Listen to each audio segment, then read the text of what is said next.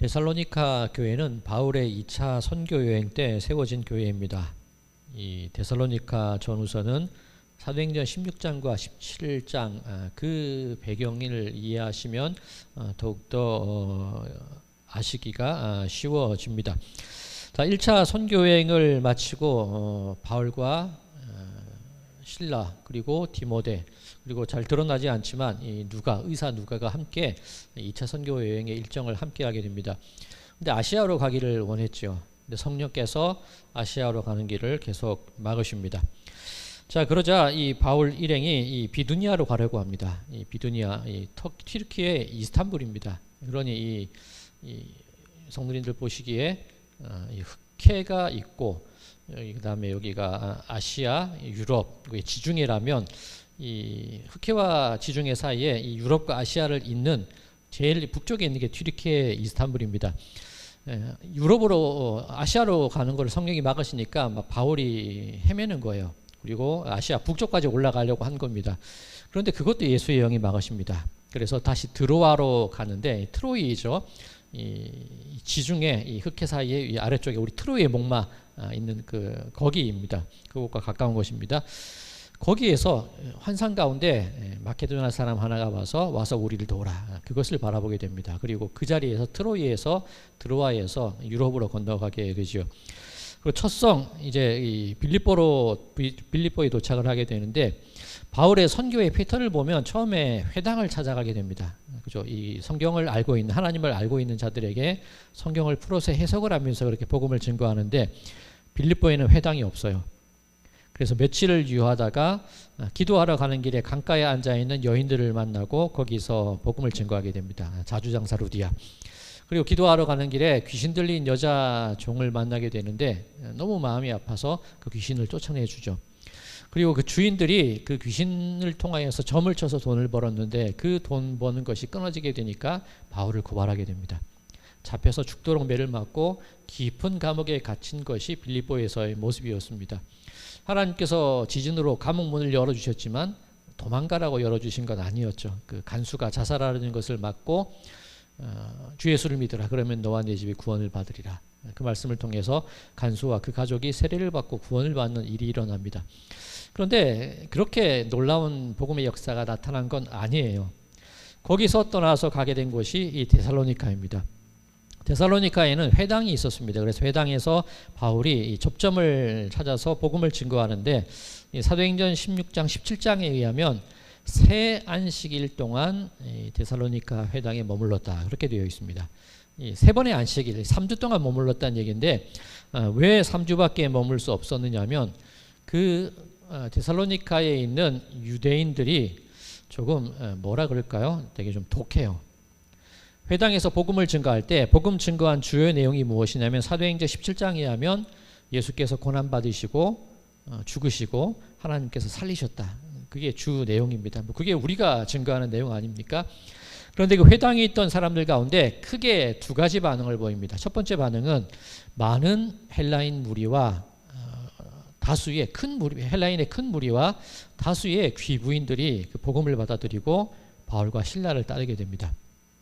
아니 회당인데 헬라인이 있을 수 있을까 그런 생각을 하시는데 헬라인 가운데에도 하나님을 믿는 사람들, 유대교를 통해서 하나님을 믿는 사람들이 있었거든요. 성경에 신약 성경에 보면 유대인과 거룩한 자들 그런 표현이 종종 나오는데 그게 이때 거룩한 자들이 이방인인데 하나님을 섬기는 자들이에요. 그런 부류가 있었다는 겁니다. 바울의 얘기를 가만히 듣고 보니까 바울이 성경에 능통한 자지 않습니까? 구약으로부터 예수에게까지 연결되는 그 말씀을 쭉 설명을 하니까 그 큰 무리의 헬라인과 그 많은 귀부인들이 복음을 받아들이는 거예요. 아, 예수님이 우리의 진정한 구주시구나. 그분이 나를 위해 돌아가셨구나. 그걸 알게 된 거예요. 자, 첫 번째 반응입니다. 그런데 이 두 번째 반응이 무엇이냐면 유대인들에게서 나오는 반응인데 자, 유대인 같은 경우에 그들이 바라고 기대하는 메시아는 강력한 존재입니다. 우리 예전에 신구약 중강시대 그 마카비 혁명 한번 설명드린 적이 있죠. 마카비 형제들이 수전절 그리스 이 히람 문명에게 빼앗겼던 성전을 되찾아왔을 때 그리고 예루살렘을 수복했을 때 유대인들이 호산나 다윗의 왕이요 그렇게 부르짖었습니다. 그들이 기대하는 메시아는 그런 모습이에요. 그런데 지금 바울이 설교하는 메시아는 고난받는 종이란 말입니다. 성경의 흐름을 보면 고난받는 종이에요. 유대인들의 입장에서는 인정하기가 쉽지 않습니다. 강력한 메시아여야 되는데, 자, 그게 일단 마음에 걸리고, 두 번째, 유대인들이 우리가 그 메시아를 죽였다는 거예요. 아니, 우리를 구해주러 오신 분을 우리가 죽여, 말이 안 되죠. 이게 유대인의 마음과 안 맞는 겁니다. 세 번째, 많은 큰 무리의 헬라인과 귀부인들이 유대교 회당에 들어와서 하나님을 믿는데 저들이 그리스도인이 되어버린 거예요. 그러면 유대인의 입장에서는 달갑지가 않겠죠. 자, 유대인이 화가 납니다. 그리고 유대인들이 거리의 불량배들을 고용해서 성 가운데 소동을 벌여요. 그리고 이 바울과 실라, 이 복음을 증거하는 바울을 정부에 고발을 하는데, 무엇이라고 고발을 하냐면 로마 황제 외에 다른 왕이 있다고 소문을 내는 사람들이 저 사람입니다 라고 고발을 해요. 큰일 날 일이거든요. 이 데살로니가는 그 당시에 자치구입니다. 6명의 그 행정관이 자치적으로 다스리던 그 도시입니다. 성경에 보면 읍장이라고 표현되어 있기는 한데 우리 개념의 읍장은 아니고 그 행정가들이에요. 그들에게 바울을 고발을 합니다. 그리고 이 유대인들이 난동을 피우면서 그 불량배들을 고용한 그들이 야손이라는 사람의 집을 찾아가서 그들을 붙잡아요. 그 헬라인에서 개종한 사람이겠죠. 이 야손과 그 일행들이 갇히게 되는 일이 일어나 버립니다. 결국 야손이 보석금을 내고 풀려나긴 했는데 바울을 잡겠다고 이 난폭한 유대인들이 계속 성을 들쑤시고 다녀요. 도저히 여기서 있으면 안 되겠다 싶어서 이 데살로니가 교인들이 바울을 밤중에 피신을 시킵니다. 그런 일이 일어나 버리는 거예요. 자, 바울과 그 일행들 베레아로 피신을 가서 거기서 복음을 증거하는데 이 데살로니가 유대인들이 거기까지 쫓아와요. 또 난동을 부려요. 거기서 할 수 없이 바울이 혼자서 선교 일행과 헤어져서 혼자서 아테네까지 피신을 하는 일이 일어나게 되는 겁니다. 이 데살로니가 유대인들이 이런 사람들이에요. 그러니 이 3주일밖에 데살로니가에 머물지 못했던 겁니다. 자, 바울로서는 참 안타깝겠죠. 아쉽겠죠. 자, 바울의 2차 선교 여행의 과정들을 가만히 살펴보시면 1차 선교 여행에 좋은 기억이 있어요. 아시아를 통해서 복음이 증거됐는데 성령이 자꾸 막아요. 예수의 영이 자꾸 막으신단 말이에요. 그리고 이제 기껏 마케도냐로 넘어왔는데 빌립보 감옥에서 매를 맞질 않나? 그리고 그곳에서 그렇게 뚜렷한 성과는 내지는 못해요. 물론 한 생명이 소중하기 때문에 그 자주장사 루디에가 됐던 그 여종이 됐던 간수가 됐건 소중한 생명을 구원한 건 맞는데 큰 이렇게 복음 증거의 결과는 없단 말이에요. 그리고 데살로니가 그 유대인들의 악랄한 무리들을 피해서 야반 도주같이 도망을 쳤어야 돼요. 베레아 역시 유대인들을 피해서 달아나야 했단 말이에요. 혼자서 도망쳤단 말이에요. 아테네를 갔는데 아테네에서 복음을 증거하는데 아테네 사람들이 말을 안 들어요. 거기 얼마나 헬라 철학이 강한 곳입니까? 그러니 아테네인들의 반응이 무엇이었냐면 우습게 여기는 거예요. 그 두 번째는 내가 나중에 한 번 더 들을게, 그런 반응이었다는 겁니다. 몇몇 사람에게만 복음이 증거됩니다. 자, 바울의 2차 선교 여행은 그렇게 늘 거의 좋지 않은 그런 분위기로 흘러갔단 말이에요. 자, 그러면 바울의 마음 가운데 얼마나 안타까움과 아쉬움이 있겠습니까? 자, 그런 상태로 고린도에 머물고 있는데 데살로니가 교회에 관한 소문을 듣게 됩니다. 교회가 부흥을 한대요. 성장을 한대요. 믿는 사람들이 늘어난대요. 아니, 그렇게 난폭한 유대인들과 좋지 않은 기억, 이 2차 선교여행 자체가 바울에게는 좋지 않은 기억일 수도 있었는데 그 가운데에서 그 짧은 기간 동안 뿌려진 복음의 씨앗들이 아름답게 성장해 나간다는 소식을 듣고 바울이 얼마나 기뻤겠습니까? 자, 그때 바울이 몸소 경험을 하는 겁니다. 자, 바울이 이 데살로니가에서 설교한 내용, 이 사도행전 17장에 나와 있는데, 자, 사도행전 17장 그 부분을 제가 읽어드리겠습니다. 사도행전 17장 3절, 이 데살로니가에서의 설교입니다. 뜻을 풀어 그리스도가 해를 받고 죽은 자 가운데에서 다시 살아나야 할 것을 증언하고 이르되 내가 너희에게 전하는 이 예수가 곧 그리스도라 하니. 주요 내용이 해를 받고 죽은 자 가운데 다시 살아나신 예수 그리스도, 그게 데살로니가에서 정했던 바울의 설교의 내용이었죠. 바울이 그걸 경험하는 거예요. 2차 선교 여행 빌립보, 데살로니가, 베레아, 아테네, 고린도에 이르기까지 무엇 하나 뚜렷한 성과가 없었는데 내가 해를 받고 그렇게 지내온 것 같았는데 자기가 설교한 그 내용대로 해를 받고 죽은 것 같으나 죽었으나 그 가운데서 살리신 하나님의 능력이 드디어 나타나는 것을 바울이 경험을 하는 거예요. 이 데살로니가가 바울에게 그런 의미를 가졌다는 겁니다. 내 힘으로 하는 줄 알았는데 내 인맥과 내 경험과 어떤 내 생각과 내 방향, 내 습관과 내 관습으로 선교하는 줄 알았는데 예수님께서 막으시고 성령께서 막으셔서 내가 해를 받고 손해본 것 같고 죽은 것 같았는데 내가 일하는 게 아니라 나는 뿌렸을 뿐인데 하나님께서 싹이 나게 하시고 크게 하시고 열매를 맺으시는 그 놀라운 역사를 바울이 바라보는 거예요. 그러니 해를 받고 죽은 것 같으나 하나님께서 살리셨습니다. 그 경험이 데살로니가 교회를 통하여서 바울의 마음에 강하게 각인이 된 겁니다. 자, 이 데살로니가 전서 왜 쓰여지게 되었느냐? 자, 바울은 그렇게 야반도주하듯이 도망을 쳤는데 남아있는 사람들은 어떡합니까? 여전히 그 불량배를 고용했던 그 지긋지긋한 유대인들은 여전히 있어요. 그리고 데살로니가의 읍장과 그 동네 주민들 복음을 회방하고 방해했던 그들이 여전히 있단 말입니다. 그러면 남아있는 데살로니가 교인들은 당연히 핍박을 받고 환난과 고난 가운데 처해 있을 수밖에 없어요. 얼마나 그 괴롭힘이 심했겠습니까? 그런데 그 괴롭힘 가운데에도 데살로니가 교회가 부흥하고 성장하는 것, 그뿐만이 아니라 좋은 소문들이 들려와요. 바울이 그 마음 가운데 기쁨이 가득 차서 데살로니가 교회를 향해서 편지를 쓰는 겁니다. 그게 데살로니가 전서입니다. 자, 잠깐 데살로니가 전서 1장 2절과 3절 그 인사말을 제가 잠깐 읽어드릴게요. 데살로니가 전서 1장 2절 3절입니다. 우리가 너희 모두로 말미암아 항상 하나님께 감사하며 기도할 때에 너희를 기억함은 너희의 믿음의 역사와 사랑의 수고와 우리 주 예수 그리스도에 대한 소망의 인내를 우리 하나님 아버지 앞에서 끊임없이 기억함이니. 자, 믿음의 역사. 나는 그냥 3주간 머문 것밖에 없어요. 2차 선교 여행은 늘 보잘것없는 결과를 얻은 것 같았는데 하나님께서 일으키시는 믿음의 역사가 놀랍다는 거예요. 그게 데살로니가 교인들로부터 드러나고 나타나는 것을 바울이 바라보는 거예요. 얼마나 감격합니까? 얼마나 기특합니까? 그것을 여러분 잘했습니다 이렇게 표현하는 게 아니라 하나님께 감사합니다. 여러분의 그 믿음의 역사들을 하나님께서 보여주셨는데 그것을 하나님께 감사드립니다. 이게 어떻게 보면 칭찬의 다른 표현 아닙니까? 여러분 잘하셨어요 이 말하고 하나님께서 기뻐하시고 하나님께 감사드리는 일들을 여러분이 하셨습니다. 그죠? 이게 정말 대단한 칭찬이란 말이죠. 자, 두 번째, 사랑의 수고. 그 어려운 핍박과 환난 가운데에 데살로니가 교인들이 각자가 사랑의 일들을 행하고 있다는 겁니다.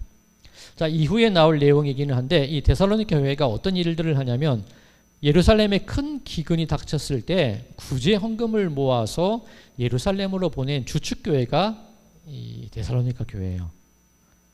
즉 이 한 선교지의 작은 교회가 본교회 예루살렘의 본교회를 돕는 일이 일어나는 겁니다. 뭐 금액이 많고 적음을 떠나서 그런 마음 씀씀이를 가질 수 있다는 것 대단하지 않습니까? 사랑의 수고가 데살로니가 교인들 가운데 있었다는 겁니다. 자, 세 번째, 우리 주 예수 그리스도에 대한 소망의 인내. 그 지긋지긋한 유대인들과 읍장과 그 데살로니가 마을 사람들이 얼마나 많은 핍박과 박해와 비난과 어려운 일들을 교회에 행하겠습니까? 근데 그것을 꾸준히 참아내고 믿음 생활을 해 나가는 거예요. 꾸준히 참아내고 그렇게 교회가 성장해 나가는 겁니다. 근데 그냥 마냥 참기만 하는 게 아닌데 그 참을 수 있는 그 근거가 어디에 있냐는 겁니다. 우리 주 예수 그리스도에 대한 소망이 있기 때문에 인내할 수 있다는 거죠. 그냥 막무가내로 참는 게 아니라 우리는 결론을 가지고 살아가는, 제가 가끔 드리는 표현이 있죠. 우리는 결론을 가지고 사는 사람이라는 거죠. 이게 데살로니가 교인들이 아는 겁니다. 참기는 참는데 그냥 참는 게 아니라 어쩔 수 없이 참는 게 아니라 못 살아서 참는 것이 아니라 결국에 하나님께서 우리에게 주실 소망을 그들은 알고 있었다는 겁니다. 그러니 바울이 데살로니가 교회를 향하여서 칭찬을 안 할 수가 없는 거겠죠. 데살로니가 전서의 큰 내용이 뭐냐면 이 마지막 때에 대한 그런 소망을 심어주는 거예요. 환난을 당하고 고난을 당하는데 죽은 자들의 부활을 전합니다. 데살로니가 전서의 내용입니다. 죽은 자의 부활. 그리고 마지막 때의 때와 기한에 대한 이야기들. 그때가 언제인지 모르지만 하나님께서 함께 하실 거야. 우리에게 그 놀라운 승리를 주실 거야. 그런 믿음의 권면이 데살로니가 전서의 말씀이었습니다. 자, 그렇게 이 데살로니가 전서를 잘 기록을 했는데 데살로니가 후서가 언제 기록이 되냐면 학자들의 연구에 의하면 데살로니가 전서를 보내고 3개월 이후에 바울이 다시 편지를 써요. 자, 그런데 지금 우리의 시간 개념으로 생각을 하면 안 됩니다. 지금 우리야 뭐 서울에서 부산 가는데도 한 4시간이면 가지만 이 당시 사람들 시간의 개념이 달라요. 편지를 쓰는 것도 양피지, 그죠? 고급 비싼 재료 양피지에 바울은 대피를 시켰지 않습니까? 대피를 하고 그것을 구해서 사람을 써서 그 동네로 파견을 해서 인편에 보내고 그것이 교회들 사이에 회람되고 열람되는 시간들 굉장히 오래 걸리는 시간입니다. 그런데 데살로니가 전서와 후서의 시간적인 차이가 3개월밖에 없다는 것은 그만큼 무언가 급박한 일이 일어났다는 얘기가 되는 거죠. 바울이 다급하게 편지를 써서 보낼 수밖에 없는 일이 일어나게 된 겁니다. 자, 데살로니가 후서가 어떻게 쓰여지게 됐냐면 데살로니가 교회 안에 이상한 믿음을 가르치는 사람들이 들어왔다는 거예요. 데살로니가 전서를 통해서 바울이 마지막 때에 대한 소망을 심어줬습니다. 부활에 대한 소망을 심어줬어요. 그 예수님의 재림에 대한 소망을 심어줬는데 어떤 사람들이 이미 예수님이 재림하셨다는 얘기를 해버려요. 그리고 재림 때가 이제 곧 다가올 텐데 일상생활이 무슨 의미가 있냐는 겁니다. 우리나라도 1992년 10월 28일이었던 걸로 기억납니다. 예수님의 휴거가 있을 것이라고 다미선교회에서 우리나라가 굉장히 떠들썩했던 때가 있었습니다. 그때를 기억해 보면 아이들도 학교도 관두고 직장도 안 나가고 휴거되겠다고 그곳에 모여서 밤새 있었던 그 다미선교회 사람들이 있었습니다. 그 일들이 지금 데살로니가 교회에서 일어나고 있는 겁니다. 바울이 그것을 지적하고 올바른 믿음의 권면을 위해서 쓴 것이 바로 데살로니가 후서의 말씀이라는 거예요.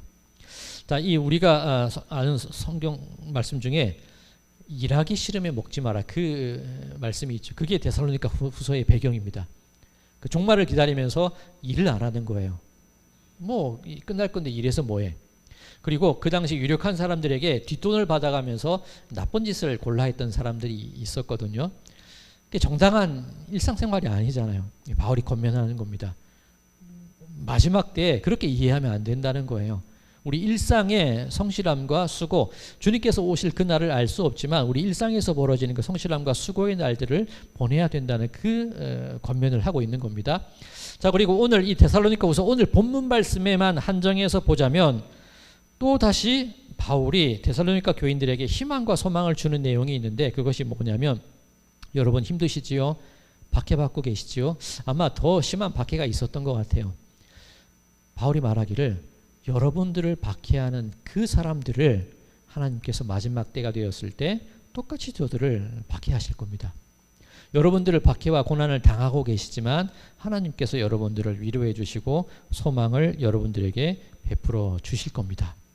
바울이 그 권면을 하고 있습니다. 그게 오늘 이 본문 데살로니가 후서 1장 6절과 7절입니다. 제가 읽겠습니다.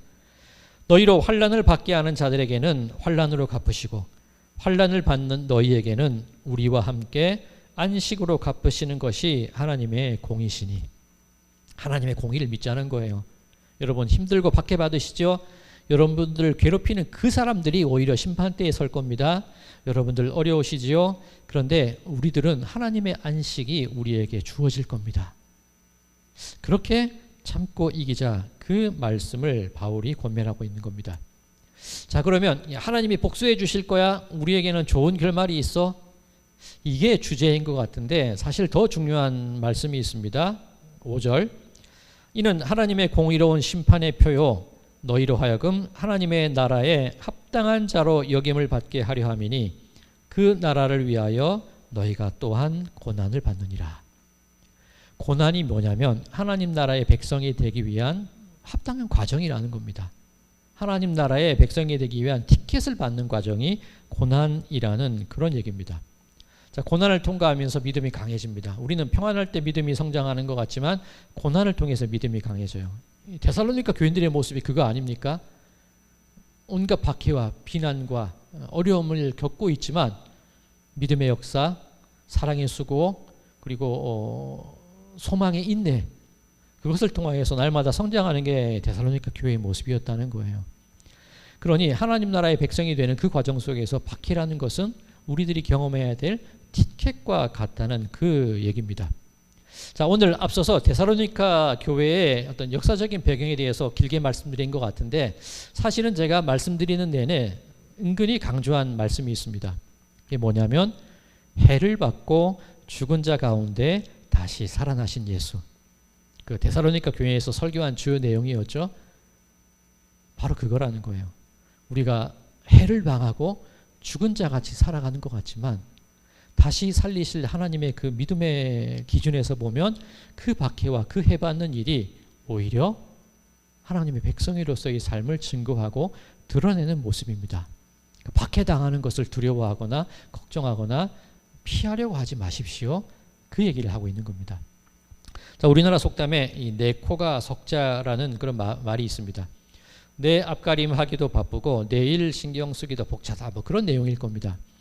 그런데 우리 그리스도인들의 삶을 한번 가만히 생각해 보실까요? 내 코가 석자인데 우리는 다른 사람을 위로해요. 내 코가 석자인데 다른 사람을 걱정하고 그를 위해서 기도해줘요. 그게 우리 그리스도인들의 모습 아닙니까? 세상의 기준으로 보면 내 코가 석자야, 너나 잘하세요. 그죠? 그게 세상의 흐름인데 우리 그리스도인들의 흐름은 뭐냐면 내 코가 석자라도 내가 어려워도 위로의 일과 소망의 일을 우리는 행하고 있습니다. 그 얘기죠. 왜 그럴 수 있습니까?